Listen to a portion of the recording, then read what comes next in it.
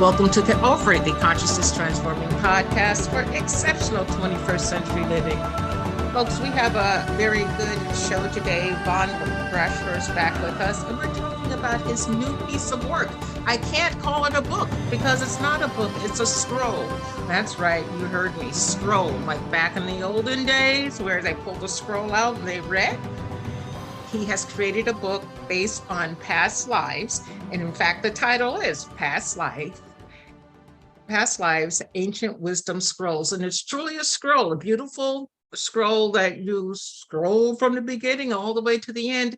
And what I discovered about this book, folks, is that it took me back in time. I don't know what past life I visited while I was reading this book, but it took me back in time to when I was reading books on scrolls. It's very interesting. I know you're going to love the topic matter, and do check it out because it's a fun book, a fun way to read the book.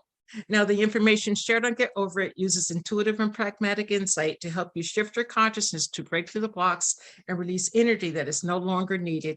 Yes, we're going to help you let go of the BS that's been holding you back, but you guys know I always ask, are you truly ready to? And by the way, folks, BS is belief system. A bit about me for my new listeners: intuitive since birth. I'm a third generation intuitive with over 3 decades of experience supporting people to break through the blocks along their path. I'm a strategist for personal and professional transformation, revealing cutting-edge information that enables you to prosper and thrive. I spent 25 successful years in corporate America as an executive sales professional, and I am the founder of Healing Visions Ministries and the Northern California Children's Education Network, a 501c3 nonprofit. I provide consultations and healings in all areas of life that heal the mind-body-spirit connection, allowing you to live your very best life. My clients say that I keep it real while providing them with accurate information to assist them along their journey as a spirit living a human existence. But they also say, if you really don't want to know, don't ask Monique. My background includes a doctorate in metaphysics, Reiki master teacher, ordained minister, and clinical hypnotherapist. So whether you are stressed, depressed, or possessed, I can help.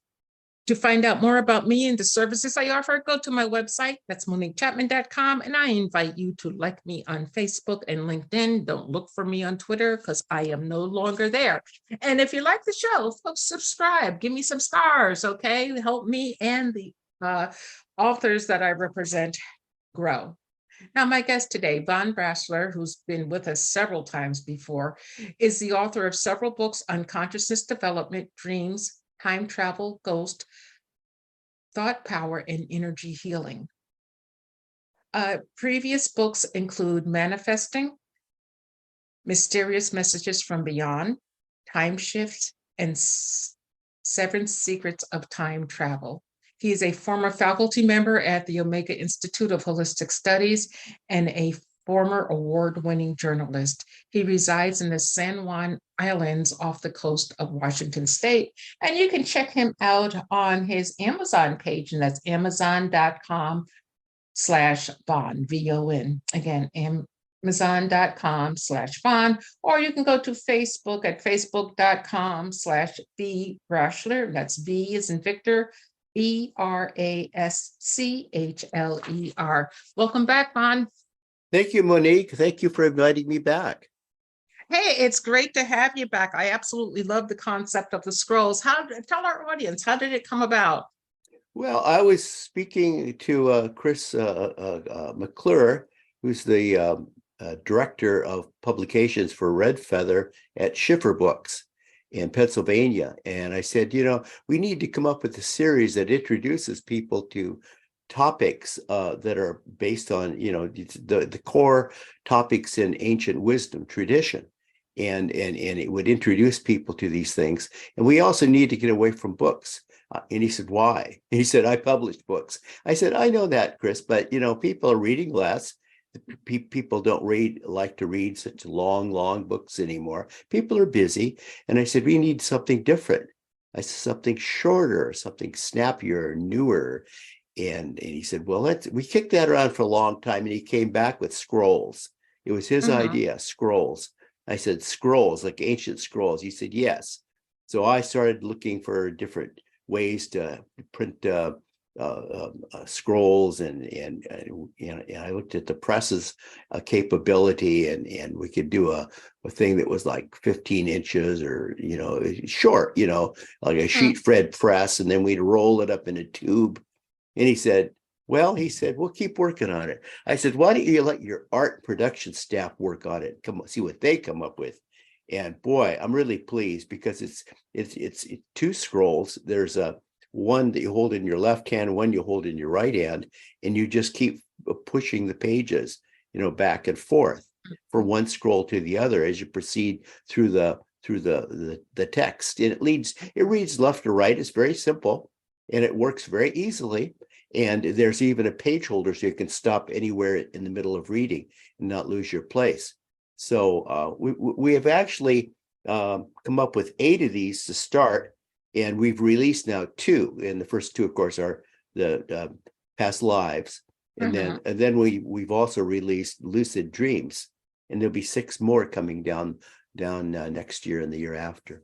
Okay, well, be sure to come back when you have them out. Now, folks, I need to tell you that the scrolls are actually wooden. I mean, there's nothing inexpensive about this book at all, except the price. Okay. You really have the feeling of going back in time. And, the first one out that I've received, Past Lives, I mean, what a joy to read about past lives as if you were back a few centuries. Is absolutely wonderful. Now, the title Past Life, it gives the connotation that, it's all about death and what happens in between deaths. But when I read your book, or your scroll, I should say, Vaughn, I got the opposite. I got that this book was definitely about the living. Tell us about that. It's about the living. So, I worked for a little bit as a volunteer in hospice in the early 80s. And, I'm very interested in this idea of conscious dying. And to practice conscious dying, a person really needs to practice conscious living. And that brought me all the way back to ancient texts like the Tibetan Book of the Dead, where they would actually practice the states of consciousness that one might go through after physical separation to go into a spirit realm. That you would go through various stages or states of consciousness, and then very much true with the Egyptian Book of the Dead, where they would actually have like a script written for each person to go with you into death. So you'd actually proceed. Now, I know that not everybody in the West believes in reincarnation. So this is not a book just about reincarnation. In fact, I look at different theories, Carl Jung's collective unconsciousness, and I look at the theories of different people, like the oneness of all, the one soul concept. I looked at not past lives, but near-death experience, where people seem to experience a new life. I looked at how different people have thought of reincarnation as not necessarily coming back again as a person, but maybe as a crocodile, or if you're in India, you might come back as a cow. And this is actually globally a fairly constant, popular notion. So not everybody has the same theory of reincarnation, nor does everybody believe in reincarnation. There are religious people who, based on their traditions, they believe in heaven, or they believe in paradise, or they believe in nirvana, and to them I say, yes, you should think about past lives too, because when you're in paradise, you'll be looking back at your past life, you see. So, but moreover, if you look at the Old and New Testament, just for a moment, there are many references, I think 18, 19 that I found, where they actually do talk about reincarnation as being a true thing. In fact, Jesus was asked by his disciples whether he was the reincarnation of a prophet. It's believed that So this is actually a very ancient way of looking at things, and it's a constant around the world that many people believe in past lives and future lives, in one way or another. Well, it's it's tried and true, time tested, and I think that if different religions can get out of their own way and open up to the energies that are coming into Earth right now, the information that's coming into Earth right now, they would forget about the naysaying on reincarnation in past lives and just open it up, because aren't we all on a timeline continuum, and the past, present, and future is all here at the same time? Absolutely. We're all on the same timeline. We're just standing at different points on the timeline. We're all, as far as spatially and in time too, we're occupying what we commonly call the here and now, but there are multiple points along the space-time continuum, and it loops back on itself. You can go back on this conveyor belt, which is the timeline, and you can go forward in the timeline, but you're always going to progress because it's never ending. It just as our souls are never ending. Yeah, never. It's impossible for the soul or the spirit to ever end, because it is non-physical. In fact, it is pure energy. It's conscious energy, and we think of like all of creation is basically is consciousness or intelligent energy, and so it is with us. Inside each one of us is a spark of light, which we might call our spirit, and along with that comes our soul, and these are eternal things. They're pure energy, and they can move forward or backward in time effortlessly, and through space effortlessly. And at the point of physical separation, they're no longer grounded here, anchored here in a physical body, and they'll move forward always. Always. Well, it's interesting because I think everybody who's over the age of 5 can remember at some point having a deja vu experience. Yeah. And sometimes I think they come through from past lives. It might be something from, this life, although I can't think of a concept right now in the forefront of my mind. But talk to us about deja vu experiences, and do you believe that they're part of past lives, or is it something that you just make up? Absolutely, and I try to cover that in past lives. I think that a lot of people have past life recall on different levels, and sometimes it'll happen like a lucid dream, or sometimes it'll happen like a daydream, and sometimes it'll happen when you least suspect it, when you're standing in front of someone and say, I know you, and the other person will say, I know you too, but I can't think of where.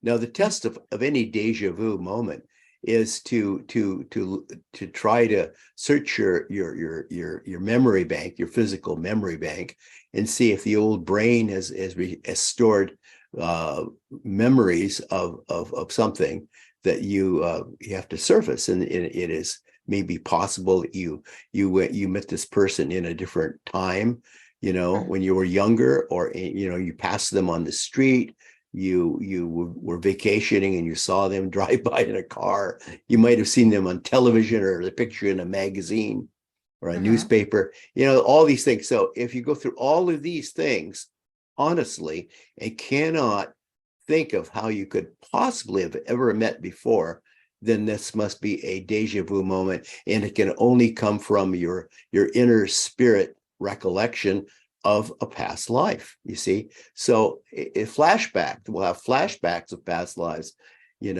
but the deja vu moments are very special, because it could also be a place. You say you walk into a room, or you visit a city or a particular place, and you say, my gosh, this seems so familiar. I know my way around here. And how can that be? And you think, well, did I see it in a documentary? Was it in a movie? No, no, no. There's nothing in your physical memory bank, which honestly records all of your physical encounters, right? There's no data bank there. So it must be a remembered memory from your inner spirit, which is eternal, of course, and knows all and sees all, and it's been all of these places, and it carries forward with it these memories if you can allow them to surface. So I think a lot of people have deja vu moments with people or events or even situations. You say, I've had this whole thing happen before. And it's like, no, it's not in my physical memory banks. Therefore, it must be from a past life. Now, let me ask you a question about that, though. So you're having this deja vu moment, and say in the past, the deja vu moment, the ending wasn't optimal, it wasn't positive. Yeah. Can you change that energy now that you're having a deja vu moment again? Can you switch up the energy to something more positive? Well, this is the beauty of synchronicity and karma, isn't it? Is that in how karma works synchronistically within us. It's like the universe gives us opportunities to see the same event or situation again and again for hopes that we'll learn next time how to handle this situation. And I think, I think this is something, this is a gift of spirit, if you will, that we have this opportunity to live it again. Interesting. Now, explain to me, what is the difference between a deja vu moment and a breakthrough to a past life moment? Well, breakthrough through a past life moment happens for many people when they'll have a flashback. They'll have a past recall moment. It just comes to them. Which would be like a flashback or a type of flashback. There would be like a lucid dream where you just, my gosh, that was me. I'm not dreaming of anything in my memory bank. I'm not resurfacing any past event or any concerns about what happens next week. I didn't know anybody in this present physical life in that dream. And yet it was so vivid, and I was there, but maybe I looked a little different, but I know it was me. So these are breakthrough moments, and then a lot of people, they'll try to actually induce a deeper regression into the past through regressive hypnosis or therapy. They'll induce lucid dreams, or they'll meditate on it and in this sense bring it back to themselves. This could even be done in a waking dream or a daydream. So I think the use of meditation and the use of dream work is very valuable, as is regressive therapy. Okay. Now, what if you're not dreaming and you have this bleed through to a past life? I remember being 14, our field trip for school, if you will, was to Spain, and we went down the coast of Spain and back up through the middle. And we were sitting as a group, the whole class that went was sitting in a group in the Principe PO Hotel in the lobby. And we're just, talking. All of a sudden, it went from present time to back to the Inquisition era. And everybody in the class was dressed as they were in the Inquisition era. And it blew me away. And I was in that state for about 10, 15 minutes. It was just completely unreal. And then a bit unnerving to realize I was at the Spanish Inquisition. But what do you call that when you're physically present and then the whole group of you just shifts? Yeah, a lot of people will do group regressive therapy for that reason. You can go back and live it again, and maybe this particular group shares some common experience. Maybe they don't. I think there's a pod group or a group of people that are like your soul group that goes with you life after life as your your soul family, and you might try linking dreams with them, for instance. But I think it's a wonderful experience to actually explore our past lives. And yes, they're going to be painful at times, but you need to know who you are and where you've been, and how you've progressed or haven't progressed, how you had experiences and didn't learn from those experiences. That's important. Yeah, it is, because it's part of the lessons. And I truly believe that the soul comes in to learn all experience, from being Mother Teresa, if you want to put her on the positive end, to Jeffrey Dahmer on the negative end, and everything in between. I mean, Yeah. So if you go back to the Spanish Inquisition, you say, oh my gosh, I was one of the inquisitors, or I was one of the people who were tortured, And it's Mhm. like, it's like it's important to own up to that, because Yeah, that is that you say that wasn't me, that was an earlier version of me. No, it was it you. was you. Yeah. Yeah. It was me. Yeah, it's interesting. We don't necessarily always want to own up to everything, as you just said, but it's very, very important if we're looking to learn the lessons. But right now, I want to shift gears to near-death experience. A Yeah. lot of people, say they, look for the white light. That's the Yeah. portal. A lot of people that I've worked with who didn't go to the light said that they were afraid because it was so freaking bright. So Yeah. talk to us about the white light and moving through it and past us, and give us your thoughts. Yeah. I in the medical community, they often poo-poo the so-called near-death experience, and they say, well, it's just you're dreaming, the mind continues working. It's like, you have to remember that in near death, people have physically died. There's no brain activity, there's no heart activity. So how are you telling me that you're still having brain activity, right? So so there've been a lot of sharing of these case studies, and a lot of similarities in them, and that they go through a white light, and that they will experience a new life. They'll commonly see at the end of this tunnel of light people they knew, or people they greatly respect and want to see. And it doesn't seem to really matter what your religious orientation may have been. As one researcher in the UK found, Dr. Penny Sartori.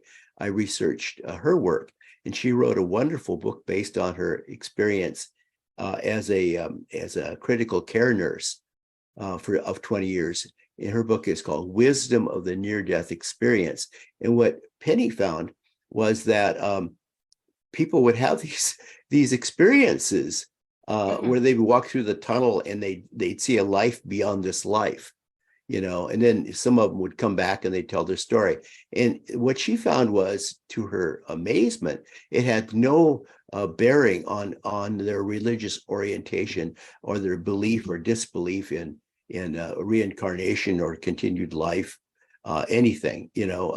So everybody was having a common experience. It seems to be a universal experience, not based on your religious or spiritual training.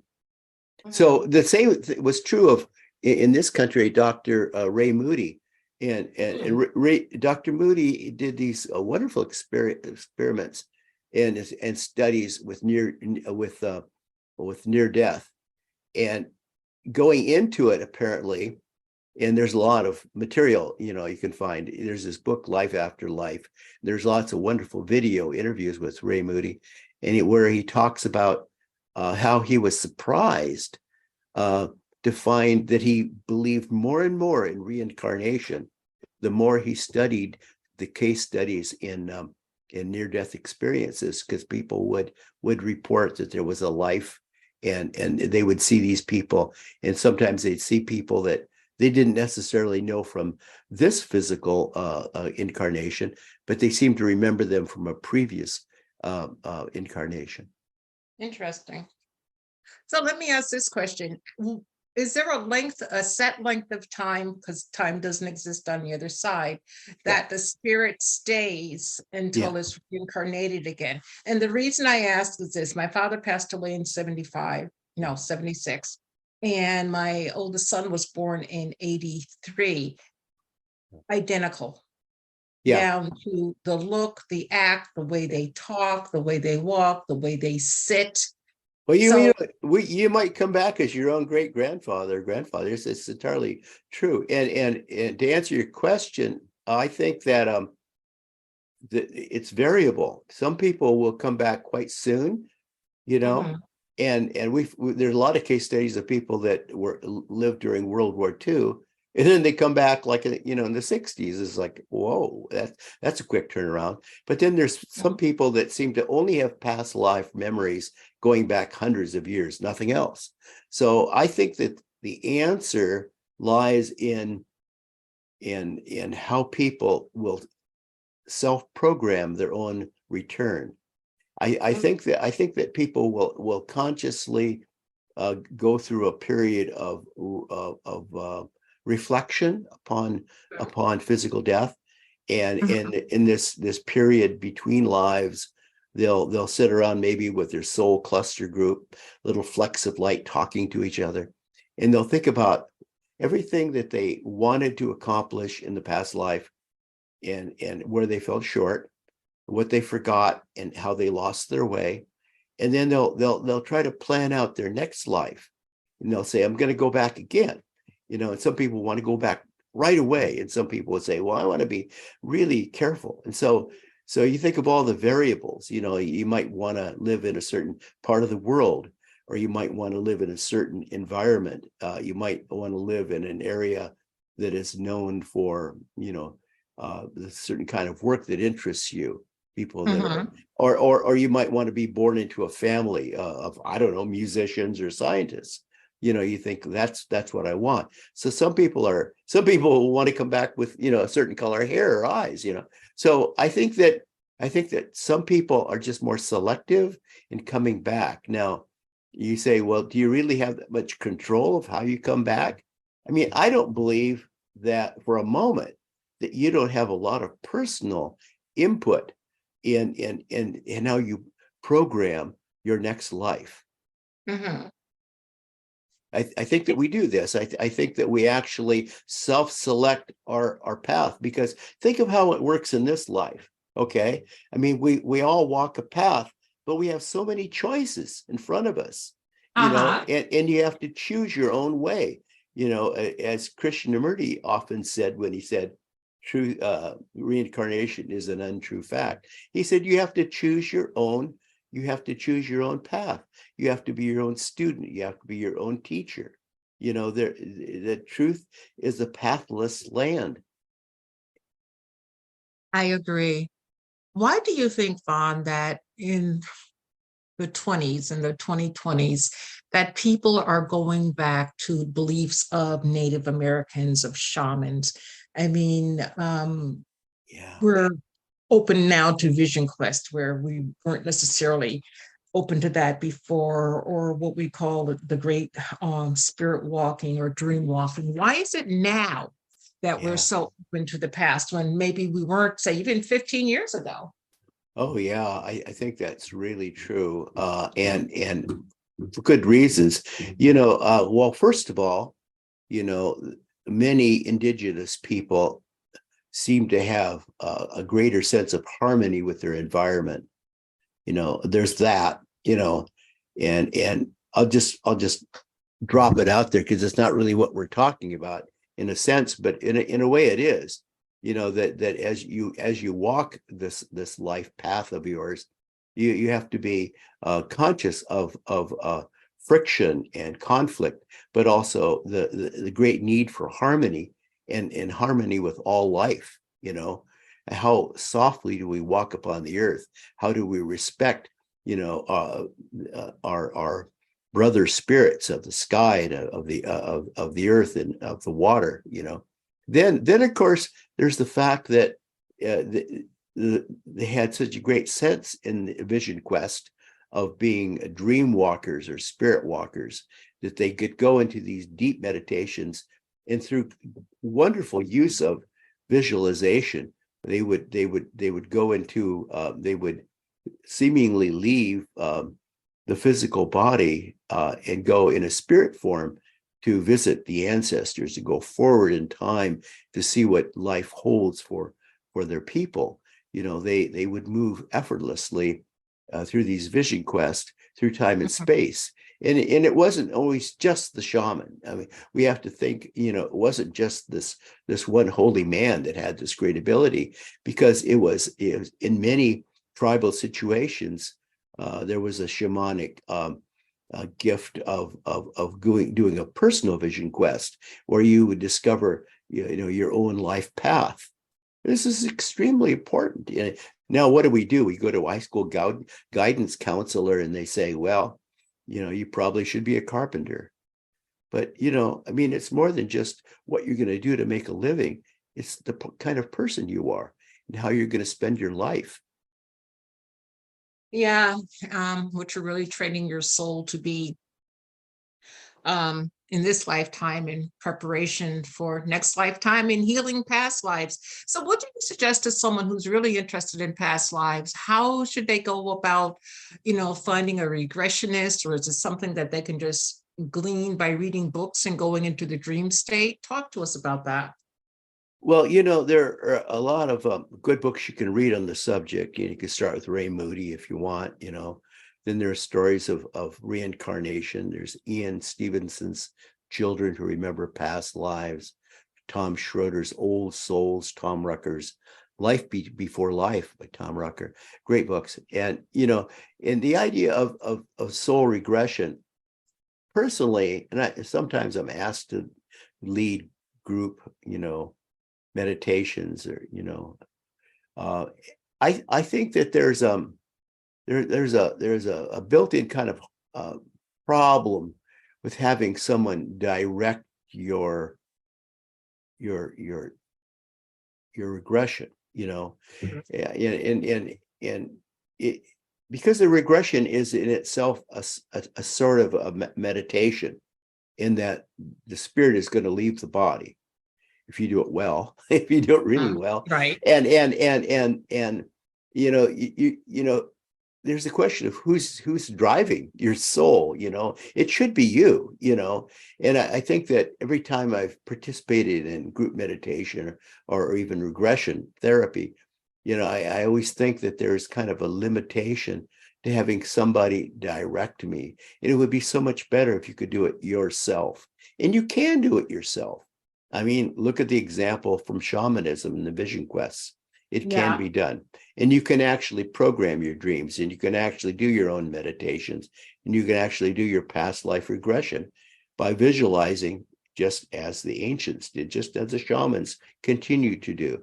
Visualizing where you want to go, what you want to see, what you want to learn, and then, actually inducing this deep meditative state and leaving the body, and actually visiting these places, not just in your mind, but actually going to these places and being there and seeing it, not interacting, but just observing.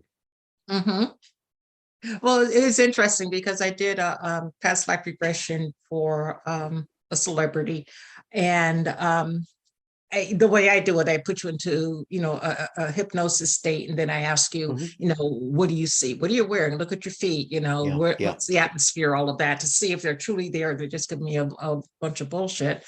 And I did this, and this particular star was very happy and engrossed with guns. Okay. Loved guns. In the past life regression, he saw himself barefoot in front of a firing squad. He wanted to have the guns in his hands this life. And he immediately said, nope, don't want to do this anymore. And I said, oh, you saw yourself in front of a firing squad? And he was a bit jolted by that, but he says, yeah. And he goes, I think I'm going to change my stance on the guns. I'm like, well, to each his own. You can do whatever you want to do. So it's really interesting how we can find ourselves in situations that could change our thought process in this particular lifetime. Yeah, and you bring heal us. Oh yeah, and you bring up a good point. A lot of people will have a reluctance or a problem of some sort in doing their own regression, so they need to go to someone who can help them regress. And I think hypnosis is the best way, probably for a lot of people. And then I think after you go through the experience, it's kind of like riding a bike. A person should be able to go back there again. It's just like Mhm. doing a group directed meditation. Somebody leads you through this. You should have a familiarity that you could actually return to that over and over and over. It's like having a lucid dream. You should be able to return to the lucid dream. We don't lose our place. We just become unsure of ourselves, but we have to, I think, make the effort to explore, not just, finding yourself in the past, but thoroughly exploring that life, because there are things to be learned from that life. And it's a long life, and there are many parts to it. Well, it's definitely, it can be a wake-up call for anybody who's looking to progress spiritually, because it's always, I think, important to look at the lessons, especially the hard ones, because that's how our soul grows, at least Yeah, in my. it's very likely, I think, that people are going to have the same basic orientation or mission in life after life, that they're going to come here with trying to do a certain thing, and it very likely has to do with your energy, your signature of who you are, not just your soul group, Mhm. but it's going to have to do with maybe which of the seven rays energizes you, who are you, Mhm. you have a certain orientation in life, certain direction, and most people wonder what they should be doing in their life. Well, it's a really good question to ponder, but what are you going to do other than just say, gosh, I wish I knew the answer, you know and if this is such a compelling part of who you are, your destiny of your soul, then you probably should think of where you've walked the path before, and think of where you're going to be doing it again, because this probably is your defining moment, your defining signature of who you are, and discovering who we are. The ancients always said, the Greeks, know thyself. It is the most important thing we can ever know. Yes, it is. Well, let me ask you one thing before we go. What are your thoughts on using mind-altering substances to discover past lives or anything else spiritually? I know that there is some evidence that it's helpful, uh, but I don't believe in it for a moment. I don't think it's good to put anything in your body that wasn't there naturally. And I think that moreover, it's going to stimulate part of your brain. By that I mean your physical brain, your physical mind, to respond emotionally, to a situation. You're not going to get a clear picture. You're going to get an exciting trip, right? But Mhm. it's not going to be accurate. You need to go clear headed into visions of the past or the future. Because I have so many people these days who contact me and I want to try magic mushrooms because I heard that if you take, I forget what they said, I think it's 3 grams or 5 grams or something, that's the God dose, as they call it. Yeah. So you're saying that's pretty dangerous to do. Yeah, and they're researching it now seriously, the magic mushrooms. But I think, and I do believe in mushrooms. I love them sautéed. I don't like mushrooms at all. As a kid, we had mushrooms, growing wild, and I was always Ooh, afraid that might eat one and it's the wrong kind and die, number one. And then number two, I just never liked the taste when my mom cooked them. So I yeah, don't cook them myself. Well, yeah. Vaughn, we've had a great time together. What's a pearl of wisdom that you would like people to realize about past lives and also about reading a scroll? Because that's quite different. It's a deep energy. It is a deep energy. And what I've tried to do in the Wisdom Scroll series is to condense the ancient wisdom tradition, and it includes some of the new thought, and it includes a lot of the ancient thought, and it is cross-cultural, and it's throughout time. It gives you like a picture, a quick picture of what people have thought on these important questions. So, I mean, we're gonna do all of these. We're gonna do magical systems, energy healing, amulets, talismans, elementals, nature spirits, magical altars, totems, animal spirits, and I think these are all important topics. So I think it's very important to explore all of these subjects because they help understand who we are, why we're here, and how we fit in the big scheme of things. Yes, it does. And folks, if you're on your path, and everybody's path is different, and sometimes you take 10 steps forward and 42 steps backwards, but just get up and do it again. You find your way if you're not willing to give up on yourself. Exactly. Yeah. Okay. Well, Vaughn, thanks so much for being with me today. And I know the audience appreciates you also. You've been a staple in the show, and you always bring power-packed information. I greatly appreciate it. Thank you, Monique, and thank you for your show. Well, you're welcome. And folks, everyone, please remember that the most important choice that you can make is what you choose to make important. Consider making the masterful choice of reading scrolls. It will do more than just give you scroll knowledge. Abundant blessings, light, and love to all. Agape.